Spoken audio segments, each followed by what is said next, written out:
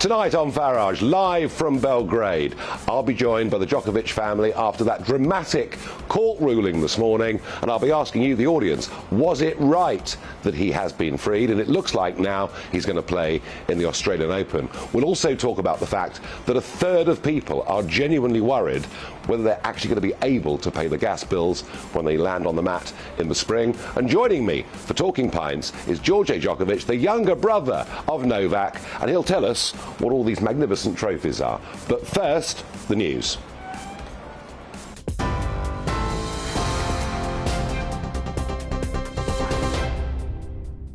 Good evening, I'm Tamsin Roberts in the GB newsroom.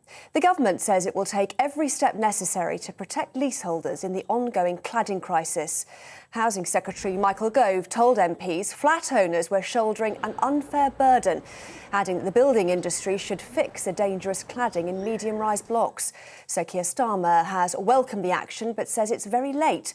Mr Gove told the Commons developers who sought to profit should take full responsibility. Leaseholders are shouldering a desperately unfair burden. They're blameless, and it is morally wrong that they should be the ones asked to pay the price. I'm clear about who should pay the price for remedying failures. It should be the industries who profited as they caused the problem, and those who continue to profit as they make it worse. A Met police officer has been charged with 9 more offences, including 6 counts of rape. The Crown Prosecution Service says this takes the number of offences David Carrick is charged with to 29. The new charges relate to 4 women alleged to have taken place between 2009 and 2018. The 47-year-old has denied all the previous charges against him. He'll appear at Westminster Magistrates Court on Wednesday. Labour is accusing the Prime Minister of having no regard for the rules after an allegedly leaked email shows Downing Street staff were invited to a party in the height of the pandemic. According to ITV News, more than 100 staff were invited to Number 10's garden on the 20th of May 2020 and were asked to bring their own alcohol for socially distanced drinks. The email was reportedly sent by Boris Johnson's principal private secretary. At the time, the country was banned from meeting more than one other person outdoors. This alleged gathering is separate to an event in which a photo showed the Prime Minister and his wife in the garden with colleagues. Novak Djokovic says he's pleased and grateful after the judge overturned his visa cancellation and aims to compete in the Australian Open. Earlier today, a court ruled he did have the required medical exemption to enter the country without a COVID vaccine. Australia's immigration minister, though, says he reserves the right to exercise personal power to expel the star from the country. Goran Djokovic, the tennis star's uncle, was speaking to GB News and said his nephew has been treated like an animal. If Novak is not welcoming, they're supposed to say that, please don't come. And if they issue the visa for him, and after that they arrest him, this is like, for me, it looks like trap for the animals, you know, like a wolf. They invite him to come and they trap him and put him in the jail, trying to put him on his knees. Well, this is GB News. We'll bring you more news as it happens. For now, though, it's back to Farage.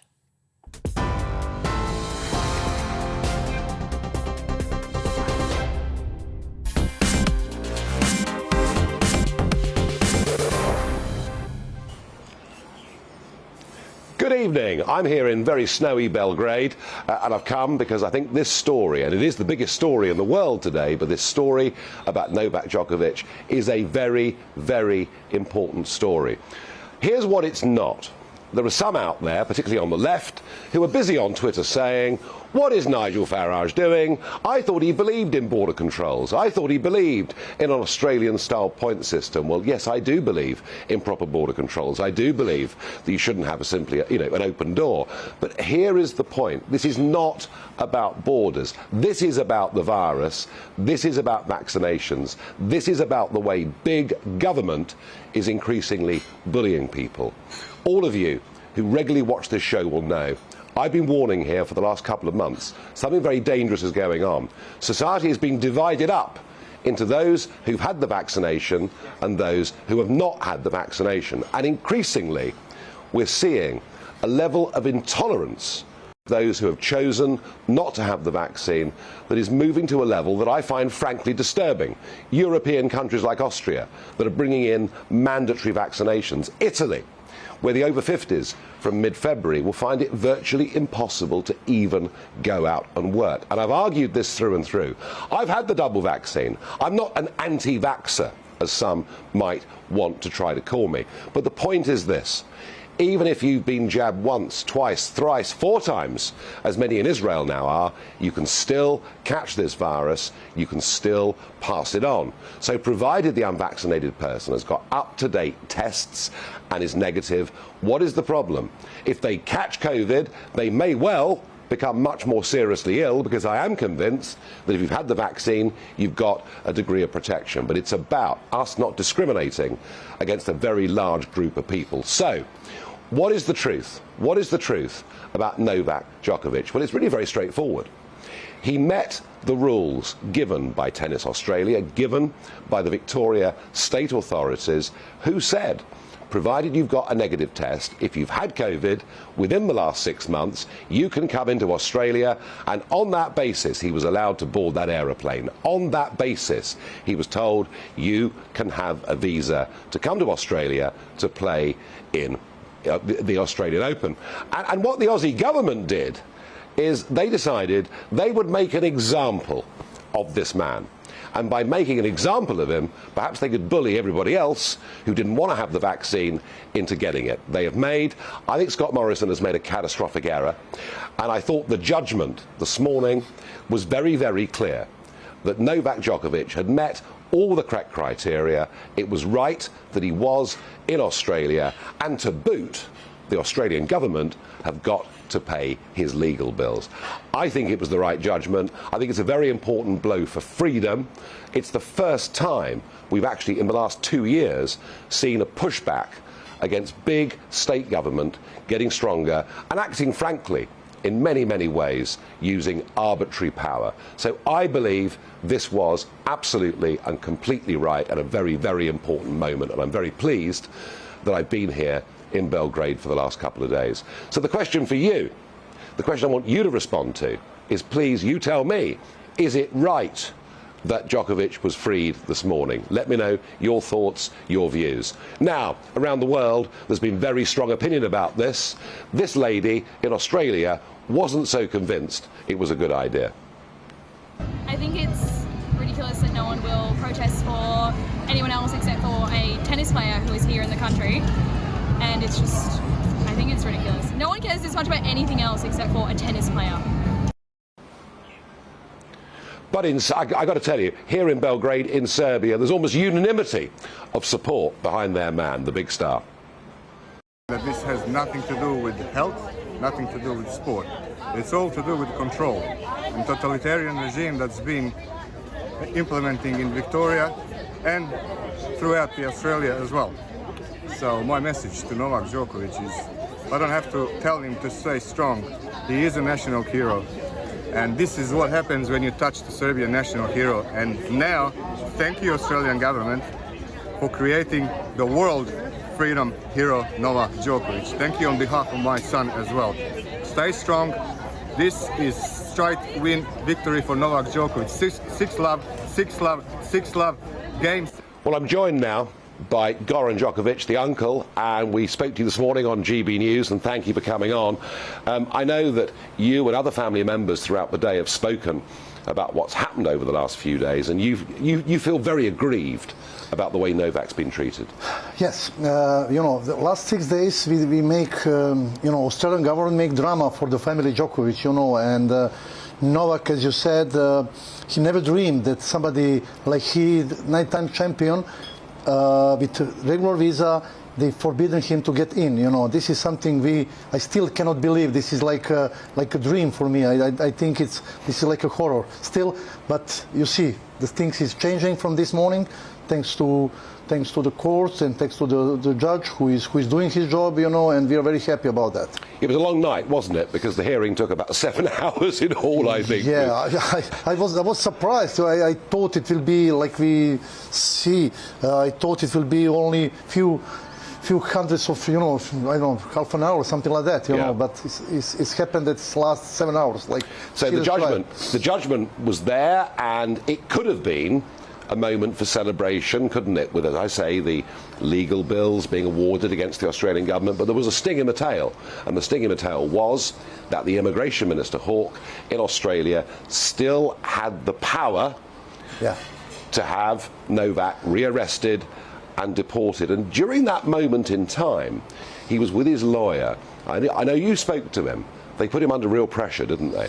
Right. So in the meantime, he went to the office of the lawyers in the federal government building, and trying to understand what is the next step. You know, even the lawyer from the government, he's threatening in front of the judge. He's threatening that the Minister for Immigration can arrest again Novak. You know, and Novak was shocked again, and the judge said again that and Novak is ready again to fight against this if he do something again, and he will ready again to fight against it.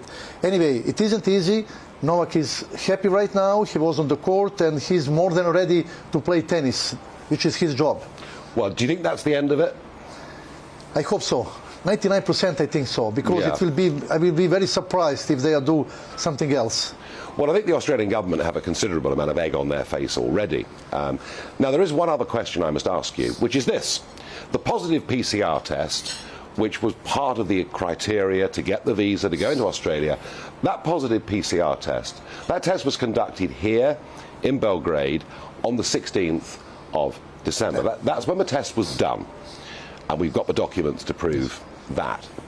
And yet on that day, and indeed on the 17th, there were a series of events, tennis events with young kids, etc., that Novak was photographed at. So did he attend those events knowing that he'd had a positive test? Yeah, what I can tell you about that, I can tell you that he was, since the virus started to be around us, he has two times corona, once in 2020, once in December.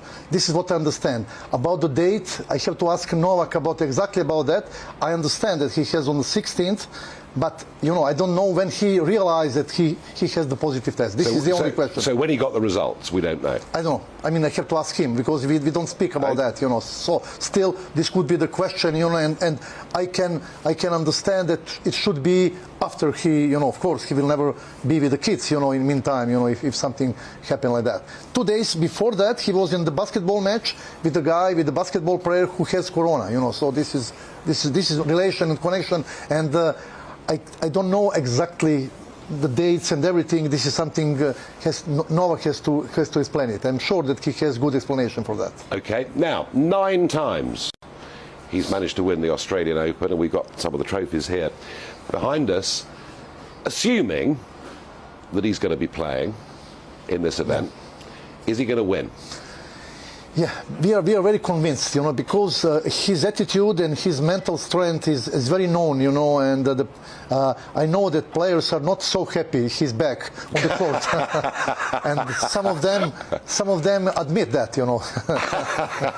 Can I just say, Goran, thank you for joining us this morning and giving us the first reaction to the English-speaking world, and thanks again for joining us this evening. Thank you very much. Thank you very much. You're coming from London here in Belgrade, and I know that it's your first time, and I think you'll come more time, I'm sure, you know, for good reason. After the hospitality that I've received from you, I will almost certainly come again.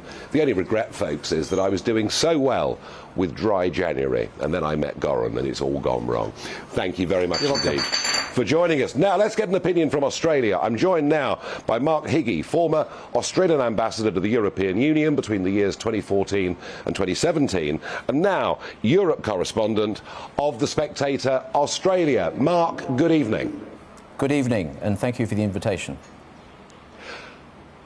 No, not at all. I did say a moment ago when I was talking to Goran that I felt the Australian government had some degree of egg on their faces. I'm going to go a bit further. I mean, frankly, it seems to me that it's the weak man trying to play tough, realising that, frankly, it's not going to work, realising there would be outrage if, after what the judge said this morning, that Novak had been rearrested.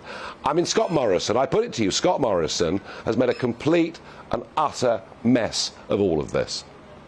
Well, look, I would agree with much of what you've said. I do think the way he's been treated is a disgrace. I think he deserves a an apology.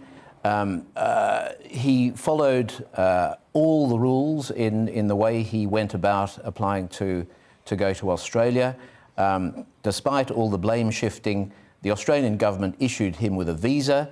That should mean that he has entry into Australia, rather than this rather odd arrangement, I'm afraid, we have, where being issued with a visa isn't enough. You then need to meet separate entry requirements, according to the minister. But Australia's reputation in this matter has been rescued to an extent, as you indicated, by the decision of the federal court judge this morning, and who drew attention, I must say, to in addition to what he thought was the incorrect decision, but the somewhat shabby treatment that he received on arrival at Melbourne Airport. So the great hope, I think the minister would be mistaken to attempt to cancel his visa on a second occasion. I think if you're in a hole, you stop digging, I think. Yeah, I mean, I do understand why some Australians would be upset. I think the word exemption perhaps raised a few hackles amongst people. But, you know, the country's been locked down again and again and again, and in some states, lockdowns have happened after only a tiny outbreak of cases. So I do understand why there was some public anger. But, Mark, can I ask you a question? You know, we all think growing up of Australia as being this amazing, free country with incredible weather. I've never thought of Australia as being a tough, authoritarian country, but it seems to me, over the course of the last few years, that's what it's become. Where is modern Australia going? Well, look, firstly, the positives in terms of what Australia has done for the past couple of years. Yes, the lockdowns have been very tough, but the death toll has been very, very low by global standards. Australia got off to a very efficient start in terms of stopping the spread of the vaccine, and that shows up in those figures.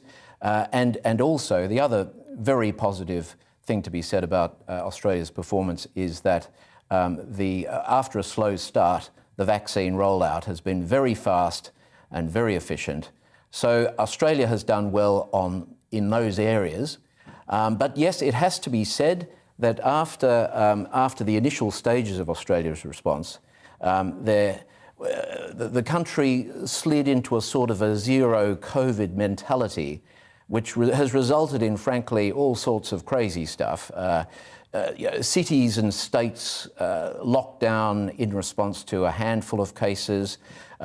Australians like me not being able to go back to Australia, and Australians not being able to leave Australia. These were very authoritarian, practically unprecedented measures, if you look around the world.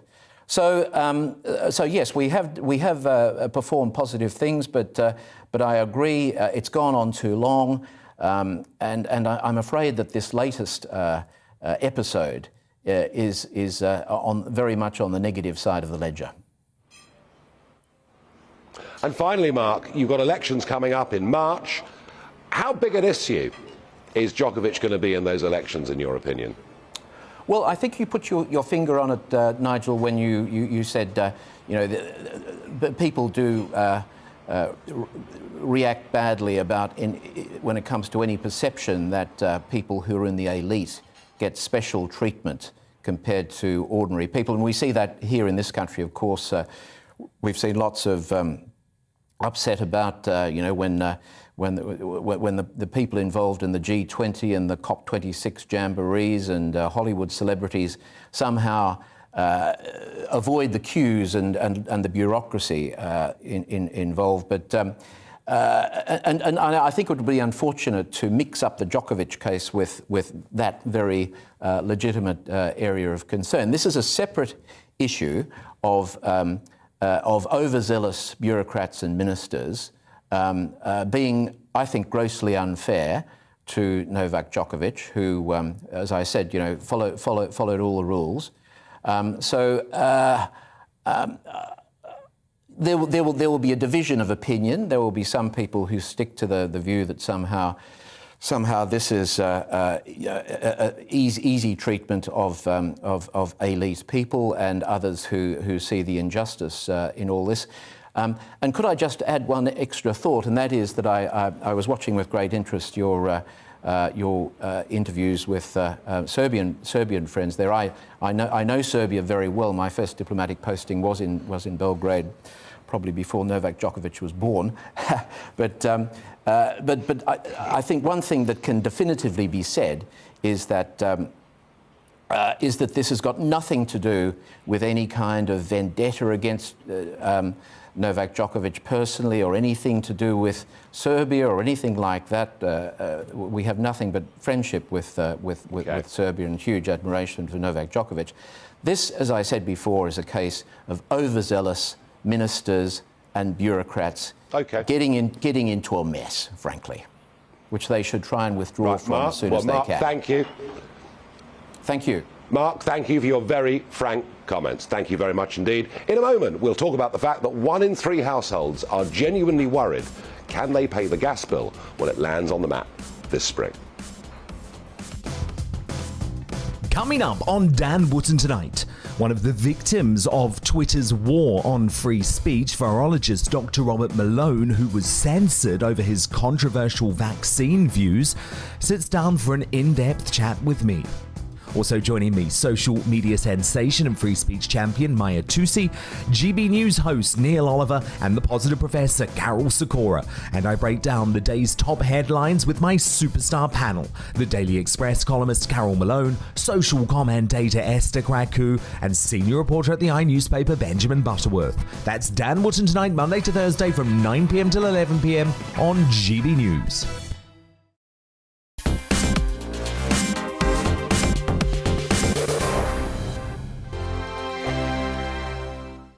Hello there, I'm Eamon. And I'm Isabel. And you're watching the GB News digital stream across the United Kingdom. And around the world. If you're here in the UK, you can also watch us on your TV screen. GB News is Freeview channel 236. On Sky, we're channel 515. 626 on Virgin Media. Just remember, you might need to retune your TV to watch the channel. Yeah, and if you are doing that, find out more about retuning by going to gbnews.uk.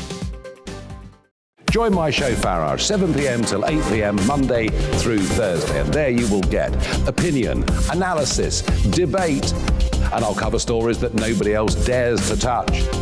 And then for the last 15 minutes, talking pints. We're over a drink.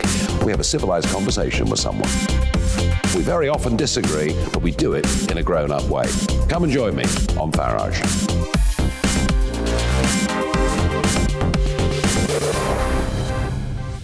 I'm Dan Wootton. Join me Monday to Thursday from 9 to 11 for the feistiest and most fun news debate on TV, where free speech reigns. I'll bring you a sharp take on the day's biggest stories, bombshell newsmaker interviews, and A-list guests.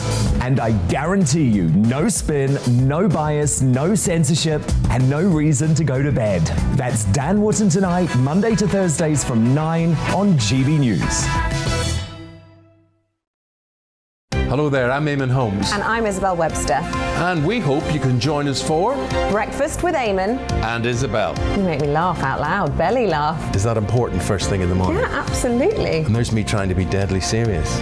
News is a serious business. Yeah, I have to rein you in sometimes. Well, it doesn't stop us laughing at it. It doesn't stop us having an opinion on what's going on. Yeah. And it certainly will not stop us reflecting what you think. Weekdays from 6 to 9:30 on GB News.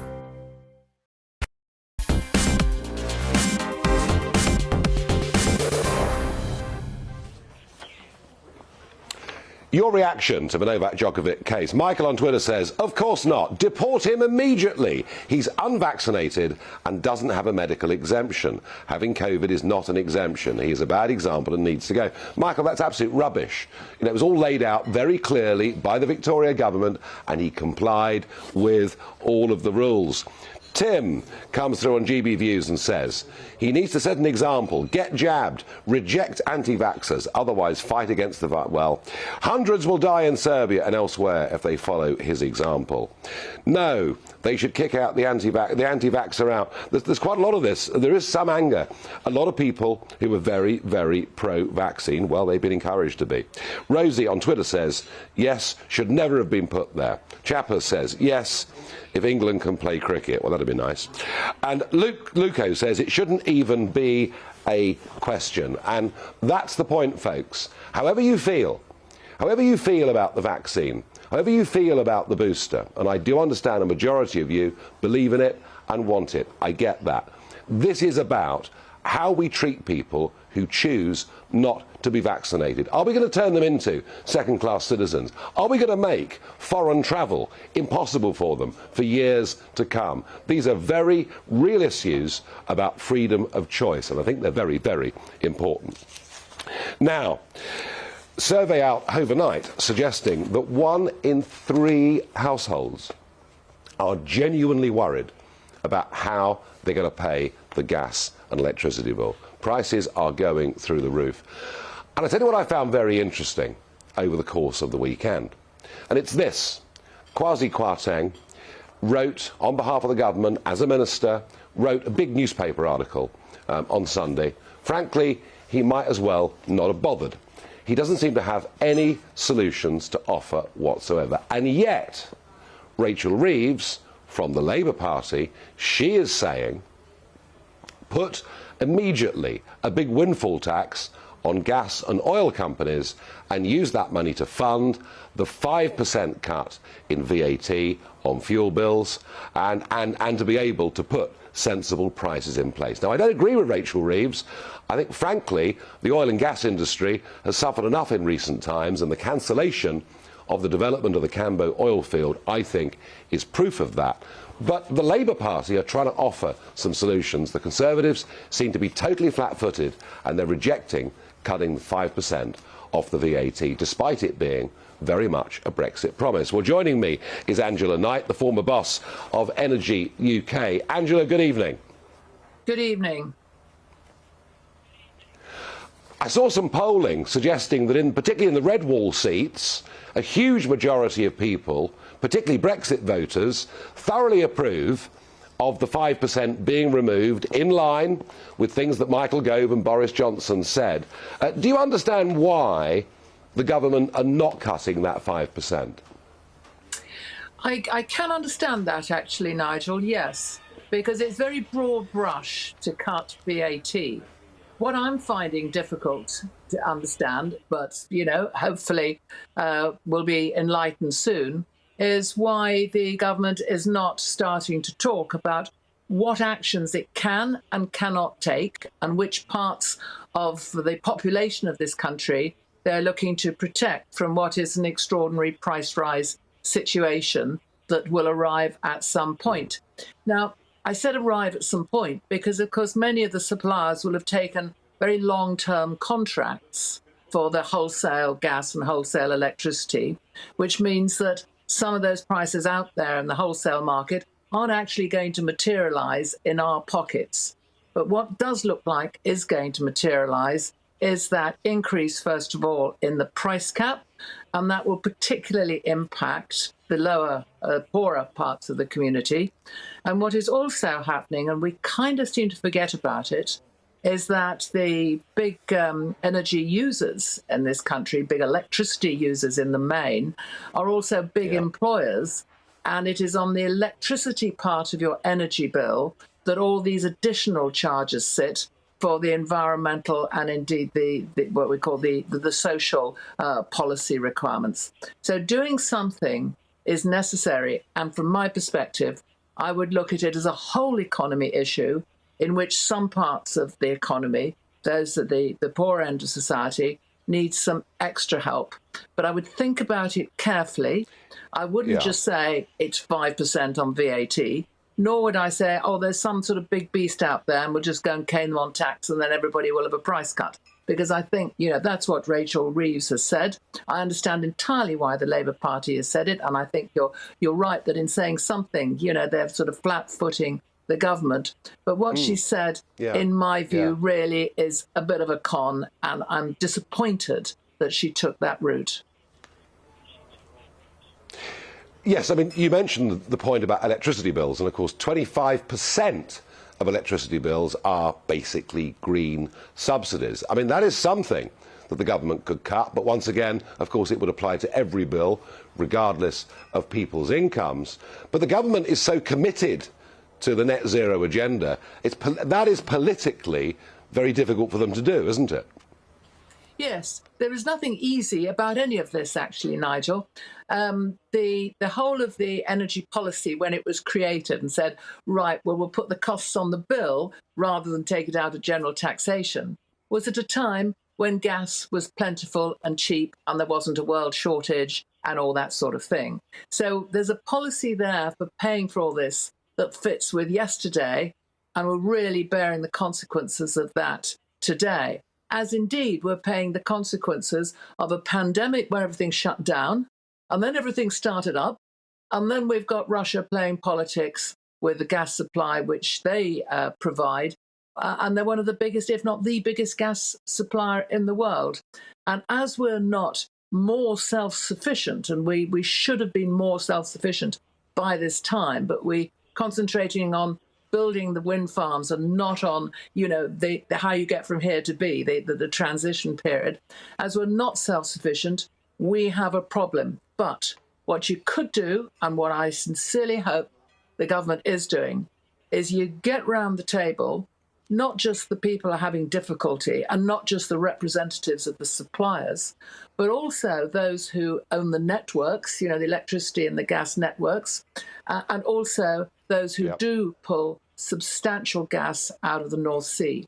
Because there is something about a bit of pain for everybody, but there's also something about delaying some programs, of which you could potentially delay some of the building of the offshore wind until we're through this crisis, and that would help.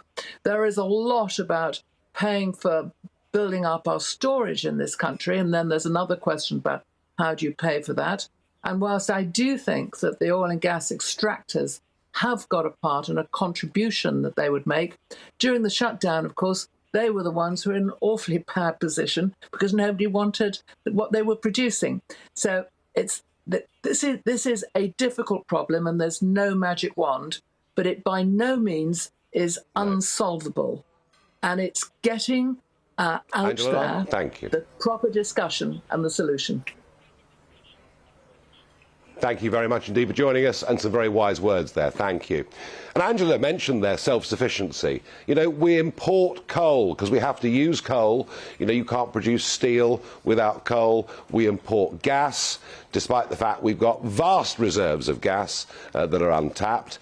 And I'd say to Rachel Reeves, rather than putting a super tax on the oil and gas industries, we ought to be actually encouraging them. What is the point, folks? How is it going green to import gas, to import oil, to import coal, and actually for our manufacturers, things that were made in our country now being made in India and China, and we say we've reduced our CO2 emissions. No, we haven't. What we've done is we've exported them to other parts of the world. Frankly, the whole thing is a big con. It needs rethinking.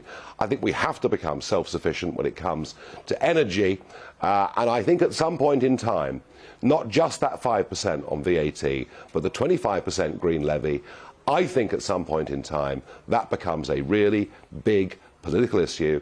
Everybody in Westminster may think it's fine to chuck 25% on your electricity bill. I suspect many of you at home would like to have a proper, open debate about it. Now, the What the Farage moments today, and I have to tell you, there are plenty of them. Gina Miller, you thought she'd gone away. No, she's back. Absolutely. And Gina will be launching, remember she was the anti-Brexit campaigner, fought the court case, and she on Thursday of this week will be launching her own political party, the True and Fair Party. It's been registered with the Electoral Commission, and it will take a centre ground stance and advocate for vital changes to the practice and machinery of government. My goodness me, that's got you all grabbed and ready, hasn't it? I know. I can see this, Gina, being just simply the most massive, huge success. And the story about parties just does not go away. And this is a real what the Farage. It now turns out that on the 20th of May last year, and why is that date significant? Because we were in lockdown, but it was the day that Matt Hancock said to us, if you want to meet somebody, you can meet them outside, but no more than 2 people can meet outside at the same time. Well, on that very day of the 20th of May, there are plenty of email and witness confirmations that a party took place in the grounds of Buckingham Palace. It was held because the weather was so lovely. It was an evening event. 100 people went to it. It was a bring your own bottle party. And it is said that Boris Johnson and his wife Carrie were there. I really do wonder how Boris thinks he can talk his way out of this one. And my final What the Farage moment, and this is just astonishing. Reports from the University of Salford near Manchester that they've now put trigger warnings on some classical literature books for their students. And, I mean, it is just extraordinary. Jane Eyre by Charlotte Bronte, Great Expectations by Charles Dickens, and many, many others. And the statement from the Salford University is, as a university, we never issue trigger warnings for literature, only content notes. The well-being of our students is very important to us. Some of the texts covered in the modules contain sensitive issues, such as violence and sexual violence, so we give students the opportunity to have a discussion with their lecturer in advance, if they would like to. Oh dear. We really couldn't have, could we, young people at university being upset by things that they read, even though some of these have been parts of classical literature for 150 years. What kind of country are we becoming? In a moment, here in Belgrade, in the Novak restaurant, it'll be Talking Pints, and it'll be with Novak's younger brother, Djordje.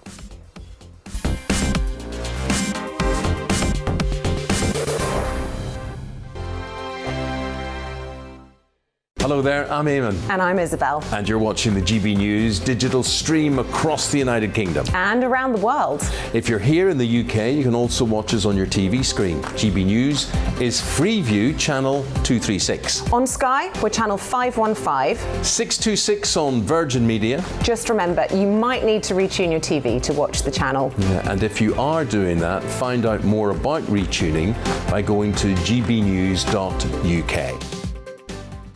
Join my show Farage, 7 p.m. till 8 p.m. Monday through Thursday, and there you will get opinion, analysis, debate, and I'll cover stories that nobody else dares to touch.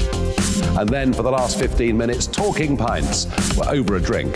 We have a civilised conversation with someone. We very often disagree, but we do it in a grown-up way. Come and join me on Farage.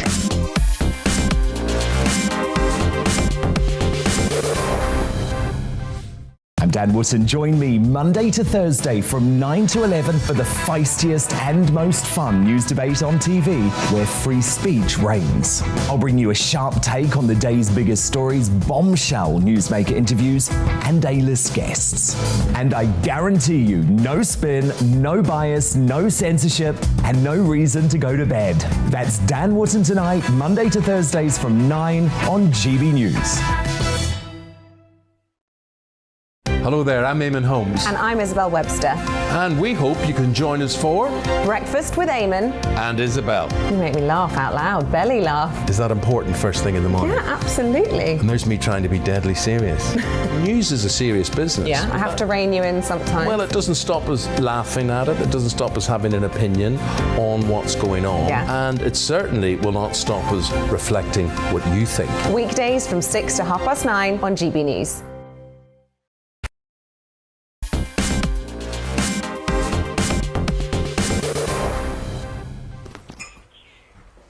Well, it's not the GB News pub in Paddington tonight. No, no, no. We are here in Belgrade in the Novak restaurant, and this is our Talking Pints, and I'm joined by Novak's younger brother, Djordje. Djordje, welcome.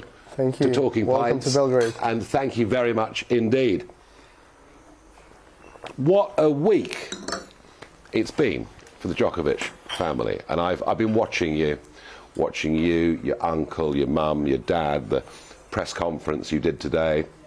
I didn't know there were that many cameras and newspapers in Serbia, but they were all crammed into this very room. Yeah.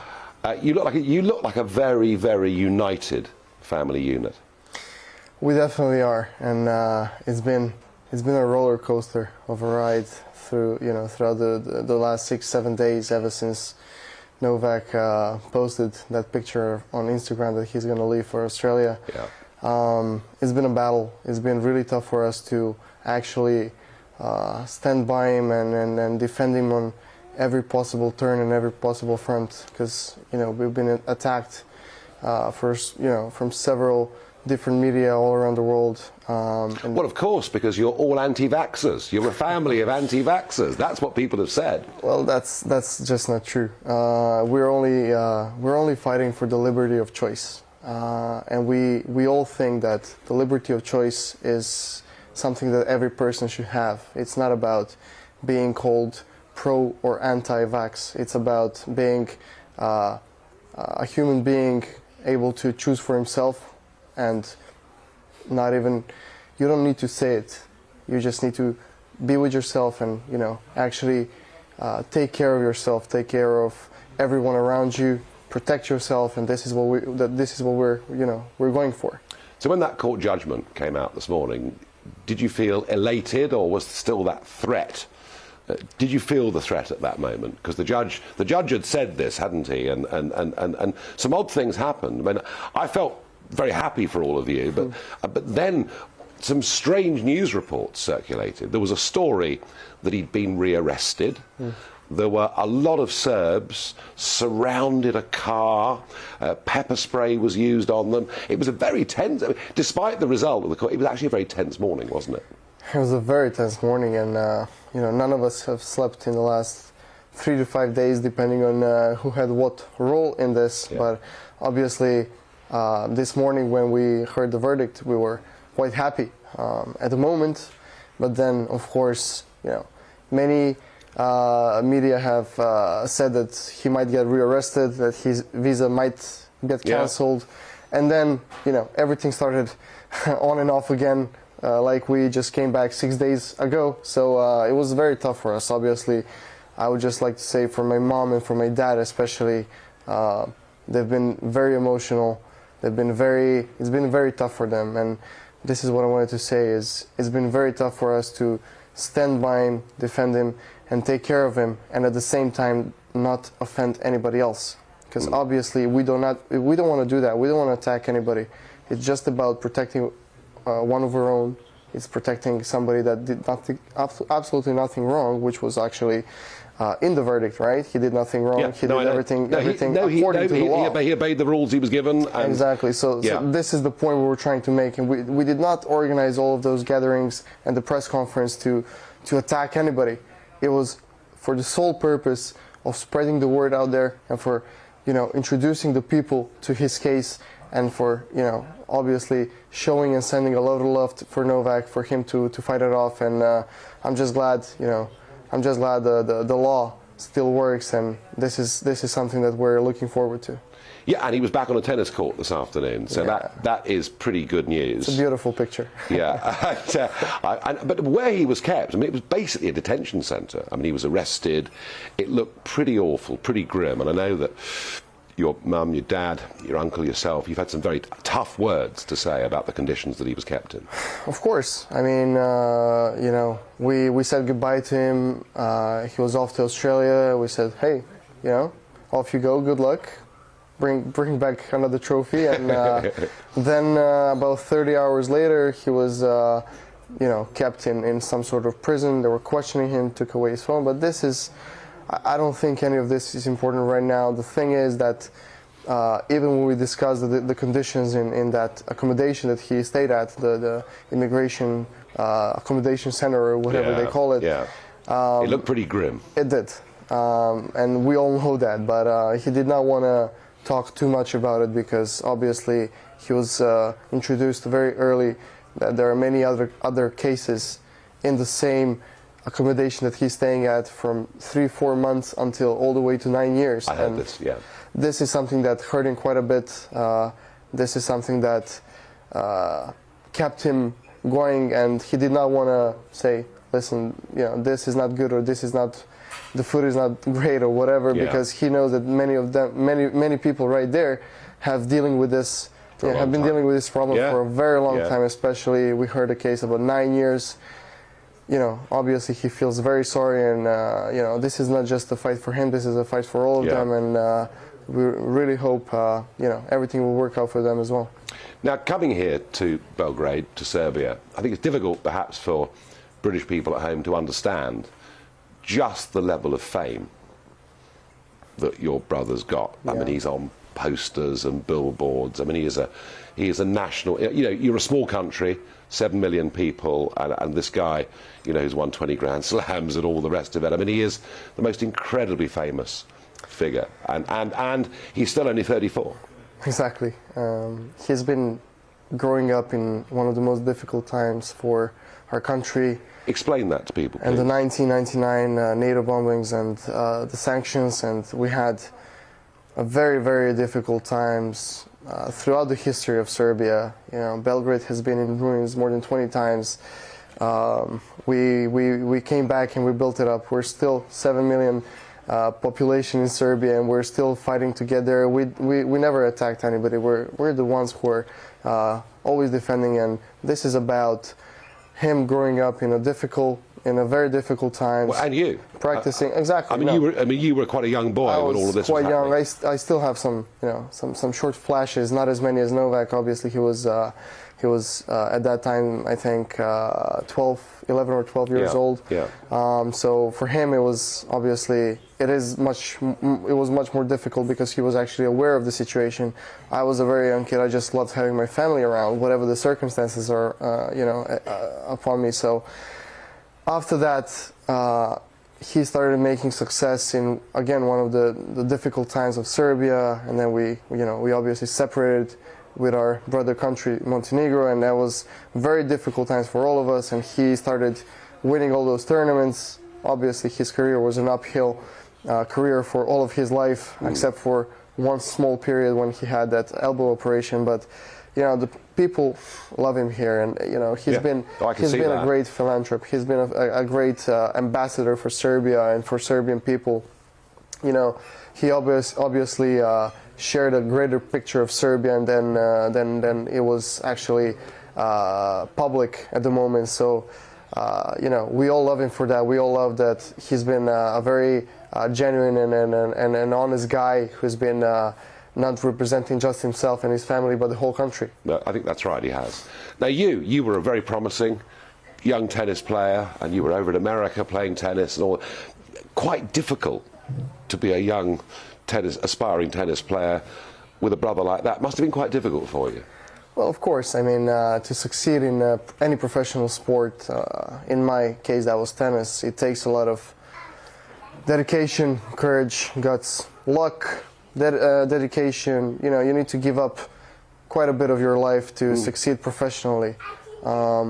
I was ready to do that. I moved to Germany when I was 11, so I kind of lived by myself ever since then, and it's been a very difficult move for my family to see me going as well after Novak and after our middle brother Marco as well moved away from home.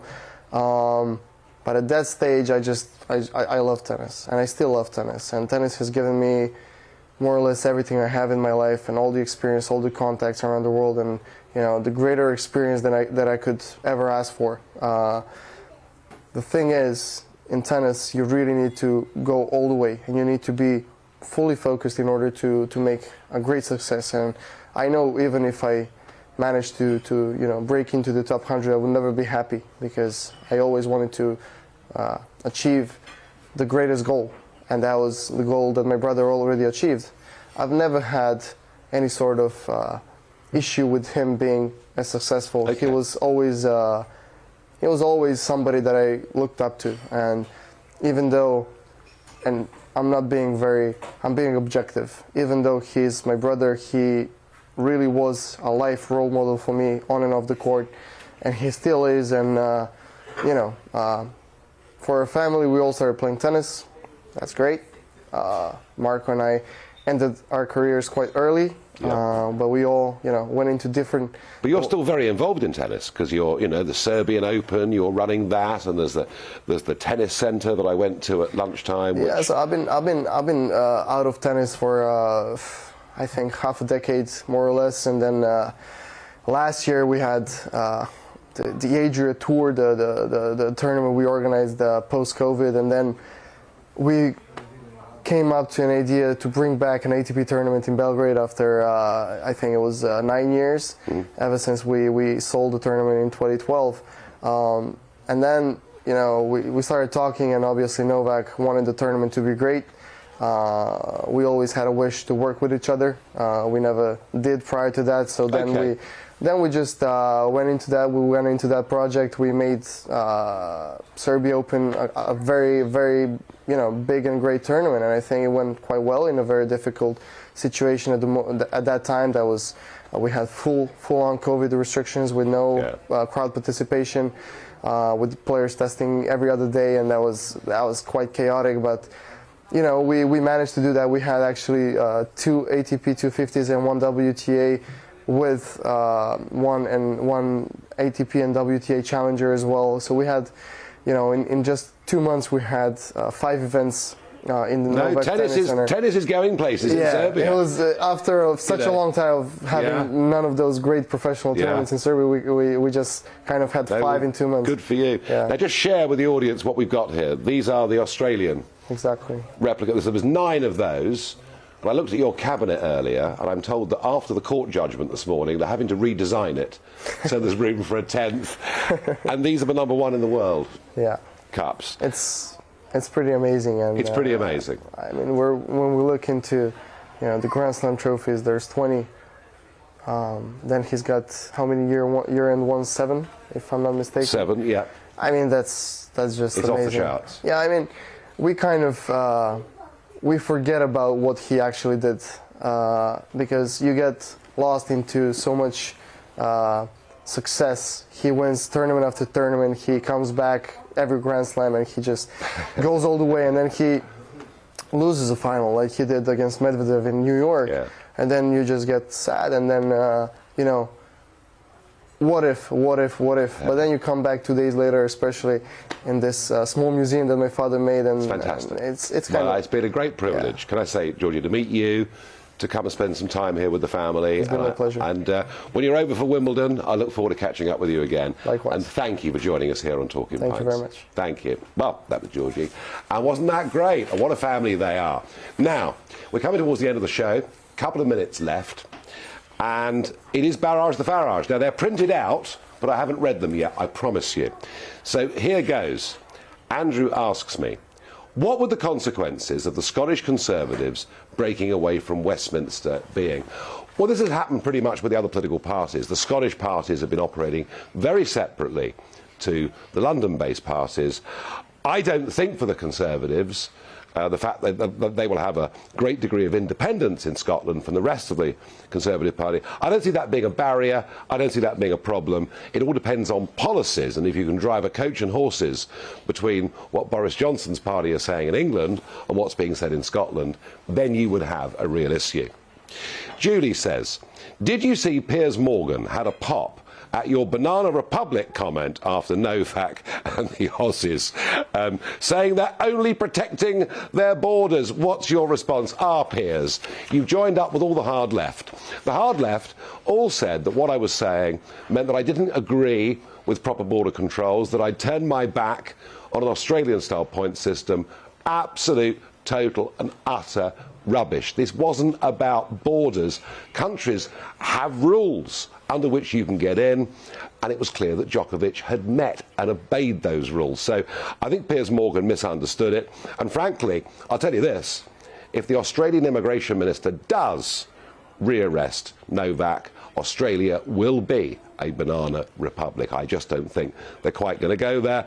But I think Piers Morgan there, frankly, willfully misinterpreting what the situation was. Jade on Twitter says, if COVID passports are implemented in the UK, would you absolutely refuse to comply? Hey, I'm not showing a COVID passport just to go to the pub. I'm just not doing it, all right? Now, it may mean I can't go to the pub. It may mean I can't go back to a restaurant. But I think we've got to fight back against this. The state is taking way too much power. They're using this pandemic in a way that is unacceptable, and they're dividing the country up into the vaccinated and the unvaccinated. What you do with your body within reason, provided it isn't having an adverse effect upon others, should be up to you. And I really do, as someone that's been vaccinated, feel that very, very strongly indeed. Russell says, did you recommend your children to be injected? Never comment on my children and what they do. I'm not going to start doing that now. You know, that would be wrong. Jonathan says, why is Boris acting dumb and has nothing to say on illegal migrants and inflation? No, he's had lots to say about inflation. In October, he said there was no prospect of real inflation coming into the economy. He denied that at the dispatch box last week. But central banks, prime ministers and presidents around the Western world have been in denial about inflation. It's a disease of money. It's caused by government. It's here, and I suspect it's here to stay for quite some time. That's it from me. All being well, the snow not being too deep, I'll be back in the London studio with you tomorrow. Good evening. Wet weather for many this evening, but tomorrow a bit of a north-south split, staying fairly dull and damp across the south, but much brighter skies across the northern half of the UK. This set of weather fronts is responsible for the cloud and rain, but they are all, as I say, shifting south, allowing clearer skies to follow across Scotland and Northern Ireland by morning time, and then eventually across Northern England and Wales as well. But it will be fairly grey to start with, the clouds sticking around here overnight across England, Wales, some rain and drizzle for most, some heavier bursts likely over the Midlands and Eastern England, but clearer skies arriving for Scotland and Northern Ireland, allowing a touch of frost certainly over hills and in rural areas. Towns and cities just about staying above. Staying pretty windy across the far northwest. Lighter winds further south, but it will be quite a grey start to Tuesday, albeit pretty mild as well. Still some heavier bursts of rain to come over eastern areas, at least for a time during the morning, but the rain should clear from northern England by mid-morning, North Wales, so brighter skies here for the afternoon. Sunny spells for Scotland and Northern Ireland, always some showers over the Highlands, the Northern Isles and the Western Isles. Temperatures generally close to average across the north, pretty mild in the